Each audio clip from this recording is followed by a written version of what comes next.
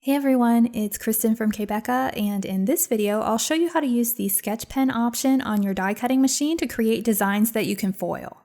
This is something that I've been wanting to do for quite a while. I've tested out a number of brands of glue pens as well as the DIY toner ink pens that I've made for hot foiling, and to this point I hadn't been able to get good consistent results with anything that I tried. But I recently tried out a pen that is giving me the results that I've been looking for. This is the Sakura brand Pinpoint Roller Quickie Glue Pen, and there are a couple of things that I love about this pen. I mean, besides the fact that it actually does what I want it to do. It has a fine point, which is great because many of the pens that I've tried to this point have a less fine tip and create a line that's rather thick and tends to muddy up designs if the lines in the designs are too close together. The fine tip is great because it works well for most sketch designs for die cutting machines. Another reason that I like this pen is because the body is thin enough that it easily fits into the pen holders that are available for sketching with die cutting machines. I've run into problems with pens and markers that have bulkier bodies because they don't fit well in any of the pen holders that I have. And speaking of pen holders, you have a few options. First, there's the newer sketch pen holder design from Silhouette. This comes with 3 different size holders that you screw onto the top of the body. The Sakura glue pen is too large for the small size, which is the blue holder that I'm holding in my hand here, but fits pretty snugly into the medium size, which is the white holder. I seem to have misplaced my large holder, so I wasn't able to test it, but my guess is that it'll be too large. I also have one of the older style pen holders that you could get for the older model Silhouette machines. I actually really like this holder. It's not as fancy as the newer holder, but that's what I like about it because it just has an adjustable screw on the side, and I found that I have more flexibility with the pens and markers that I can use with it because of this.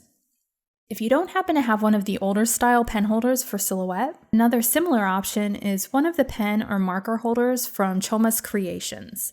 They have holders for both Cricut and Silhouette, and I have one of the marker holders for Silhouette machines here and really like it because it's similar to the older style Silhouette pen holders with the adjustment screw on the side. I have links below if you want to check out the Choma's Creations pen and marker holders. I'll be using the Choma's Creations holder for this project, so first I'll remove the cutting blade from the holder on my Silhouette Cameo, and I'll place the Choma's holder into the slot where the blade was. A great little tip that I picked up when I ordered this holder is to use a wood craft stick or popsicle stick to make sure that your pen is at just the right height for sketching. The wood craft stick is just the right thickness for most pens and markers that I've tried, and what you want to do is to slide it under where the pen is going to go in the holder, then slide the pen into the holder until it just barely touches the craft stick. If you press down too far, you'll see a blob of glue on the stick, but if it's in there just right, then you'll have just a little dot of glue. You may have to do a few test runs to get it just right for whatever pen or marker you're using. If you don't have the pen low enough, nothing will sketch onto your cardstock. If it's too low, you'll get a streak of glue across the page when the carrier returns after the design is finished sketching. When I have the pen in the holder where I want it to be, I'll tighten the screw on the side of the holder until the pen is held firmly in place, and then I'll remove the wood craft stick. Another tip I want to share about sketching with glue pens or pens and markers that don't dry immediately is to make sure that you place the sketch designs in certain areas on the mat when you're setting them up in Silhouette Studio. On the Silhouette machines, you have these little rollers and springs to deal with, and sometimes glue or ink can get onto these areas as the rollers go over them while sketching out the design. If this happens, it can smear your designs too. I've had this problem a lot with gel pens because the gel ink takes a little while to dry. Glue pens are similar in that the glue doesn't dry immediately.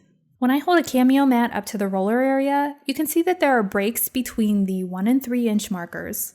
There's a small break between the 5 and 6 inch markers, and the widest area is between the 7 and 12 inch markers on the mat. This last area is where I usually place my sketch designs. I'll place my cardstock onto the right side of my mat since this is where I'll be placing the design in Silhouette Studio. Then I'll load the mat and go over to my computer and hit the send button in Silhouette Studio to send the sketch designs that I have set up over to the Cameo to sketch. The glue in the Sakura pen is tinted blue, and when it's dry, it's clear.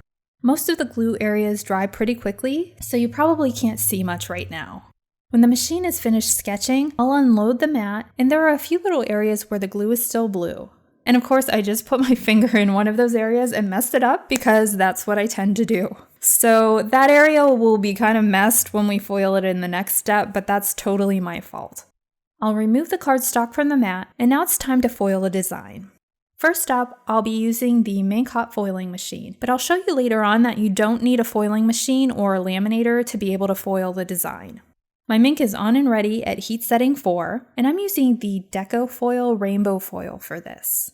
I've cut a piece to a little larger than the size of my designs, and I'll place the cardstock with the sketch designs and the foil shiny side up into a Minc carrier sheet and run it through the Minc.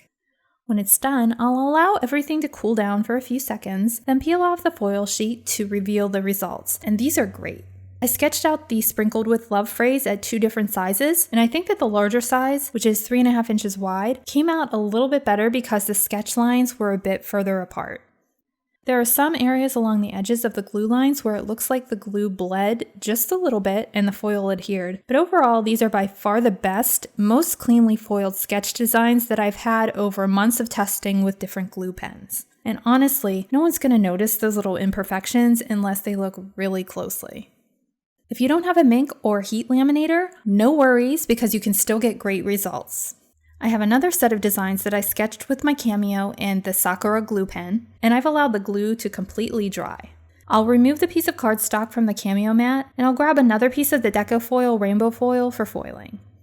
If you're using a solid color foil, then you can skip the next step. But since the rainbow foil has a linear gradient pattern, I want to make sure that it doesn't slide around during the foiling process because, for example, if it does slide, I could end up with yellow foil in an area where I want green. So I'm just going to temporarily tape the foil in place over the sketch designs using Post-it tape. Then I'll come in with a wood craft stick, a bone folder would also work well here, and I'm going to firmly rub the craft stick all over the areas where the sketch designs are.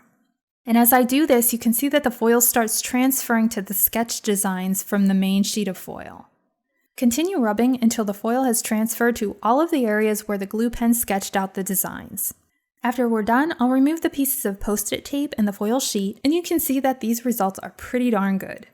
Honestly, I'd say that these results are just as good as the results with the Minc. And I like the results with the larger sketch image better here as well, for the same reason as before. Having the sketch lines a little bit further apart gives a cleaner look to the result, especially in the smaller areas like the interior loop of the letter P. Here are the Minc results again. And here are the results with manually rubbing the foil onto the glue pen sketch designs. I'm really excited about these results because this opens up so many additional options for foiling, even for those of you who don't have a laser printer or a Minc foiling machine or laminator. These Sakura glue pens can also be used for gluing small and intricate pieces to handmade cards and paper craft projects, so they'll be a handy addition to your stash of adhesive supplies too. And if you don't have a Silhouette Cameo, you can also create handwritten and hand-drawn designs for foiling using these glue pens. You can find a full list of supplies that I used in this video in the description area below or in the area below the video if you're watching at k.becca.com. I hope that you found this video to be helpful, and if you'd like to see more silhouette sketch project videos, please give this video a thumbs up and consider subscribing to my channel. Thanks for watching, and I hope you'll tune in again soon.